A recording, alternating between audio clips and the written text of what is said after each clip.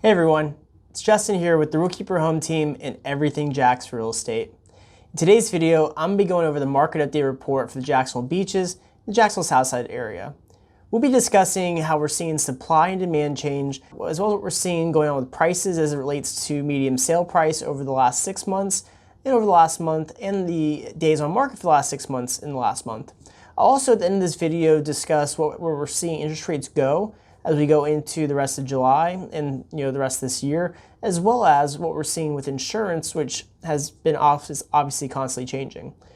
So with that being said, stay tuned because when we come back, I'm going to be going over the data. So before we get started on this video, don't forget to like this video, subscribe to our channel, and ring the bell so you get notified when we post more content like this in the future.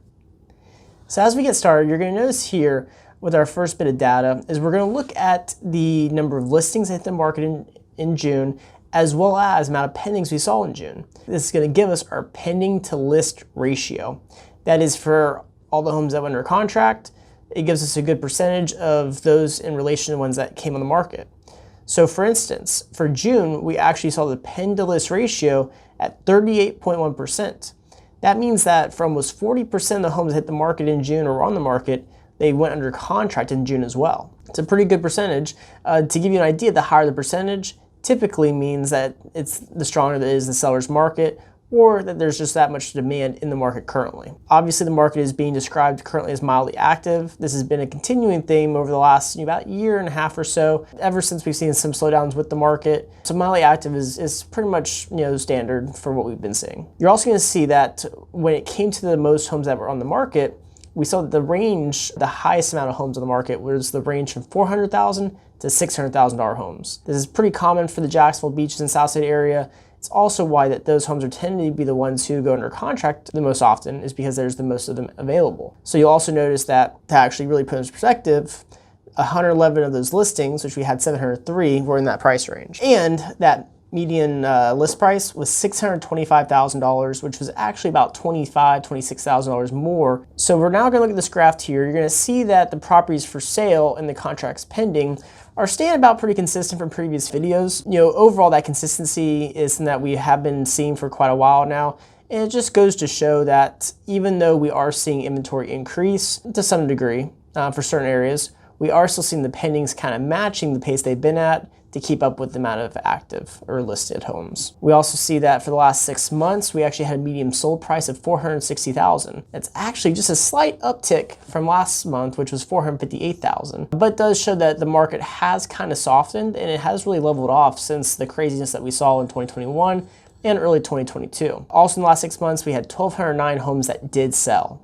It's quite a bit of homes. That's about 200 or so homes a month for just this one area, Jacksonville. Now, we also saw that we had 245 homes that failed to sell. This number has been coming down some in the last couple months as we're starting to see demand start to creep back up a little bit. And again, they can fail to sell for many different reasons, as I've previously outlined in other videos, which can be, again, potentially maybe it was listed wrong, maybe it was priced too high, maybe the condition doesn't support the price.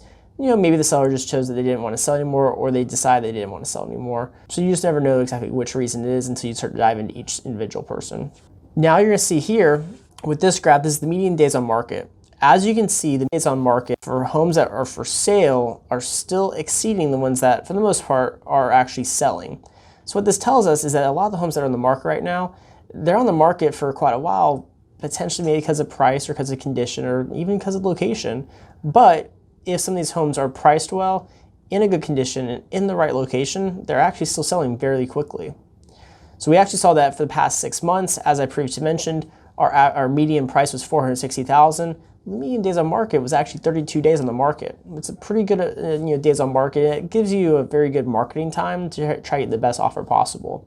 And that's pretty standard. When we were seeing 14, 15, 20 days, 6 months to a year ago, really closer to a year ago, it was not the typical market. So this is 32 days is typically what we're used to seeing. You can also see that the median sold price for the last 30 days was actually $510,000, and the days on market was 18 days on market. So we're actually seeing an increase in days on market as far as for the past month compared to the past 6 months. So what that tells us is we start to go into future months of this year, as we start to close out the back half of this year, you're going to see that median price, which is $460,000 right now, for the past 6 months, is going to go up. How high? We'll find out later. But for now, we know it was going to go up because the last month at 510 obviously far supersedes the one for 460 for the last 6 months.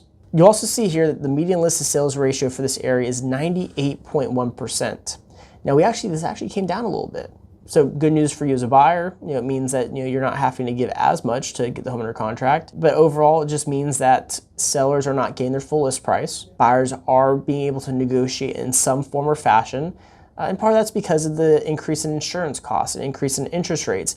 At some point, something did have to give. And whereas a year ago today, we were seeing that 98 being 100, 101, 102, now we're starting to see a more leveling off there. That gives buyers the ability to now be able to negotiate, so to speak. We also can see here that the absorption rate for this area is 2.2 months of inventory.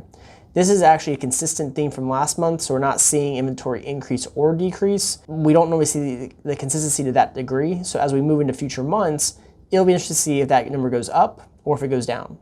What I can tell you is if it goes down, we probably will see prices start to creep back up at a slightly higher pace. If the absorption rate goes up, we may actually see prices start to level off further, maybe even come down some. Because again, that'll give buyers more inventory to choose from and creates a little more competition for you as a seller. As you can see with these two graphs, we have median sold prices and median days on market. Really the biggest thing to take away from this is that for June, we saw the median sold price stayed pretty consistent with previous months. And we saw that median days on market actually went down, which just goes to show that sellers may have come down their price a little bit from May to June, and therefore some of the homes are actually selling quicker now than they were in May, now in June. Lastly, as we look at this graph, you're going to see here that our absorption rate for each price range, we're seeing a lot of reds, we're seeing some oranges, and we're seeing one green, a couple, indigos. The biggest takeaway for that is just we are seeing for the most part the inventory for a lot of these different price points come down some, but there are some price points that we're actually seeing increases. So to give you an example, last month for our $800,000 to $1 million price point, we actually saw inventory levels at 2.1 months of inventory. Now we're at 3.6. It's not double, but it's getting pretty close to being double the amount of inventory. So what we're going to start probably noticing is for those kinds of price points where you're seeing a huge increase in inventory, we should start to see prices start to come down some for those price points, but may not for all price points. And what I mean by that is for homes that are in that 2 to 4, 4 to 6, even $600,000 to $800,000 price range to be under 3 months of inventory, still creates a lot of competition for an area that is very popular with people who are either currently living here in Jacksonville or wanting to move here to Jacksonville. So that really does it for this market update for June of 2023 for the Jacksonville Beaches and Jacksonville Southside area. A couple of things I want to discuss. Interest rates. We are seeing interest rates still kind of rise, but not to the pace they were previously. Right now, most interest rates are kind of around that high 6s, low 7s. So if you do have any further questions about that, always feel free to reach out to me because I can always help put you in touch with a terrific lender of mine that I'm partners with that can kind of help dial that in for you and give you a better idea of where interest rates are at currently, but also where they're going. And insurance. Obviously, some of you who may be watching this video may be seeing the news. Some insurance carriers are becoming solvent in Florida. Some are leaving Florida entirely. The biggest thing I can tell you is insurance, depending on the home, can be tougher to find, but a lot of sellers are starting to understand the requirements needed for a buyer to get insurance on their home, and they are willing to work with you a little bit more now than they may have been, this time last year. So if you have any questions about insurance, definitely reach out as well because I do have a great contact that I can put you in touch with that can go over it even further in detail than I can myself. Also, if you have any buying or selling needs, either here in Jacksonville or anywhere else, do not hesitate. My contact information will be down below.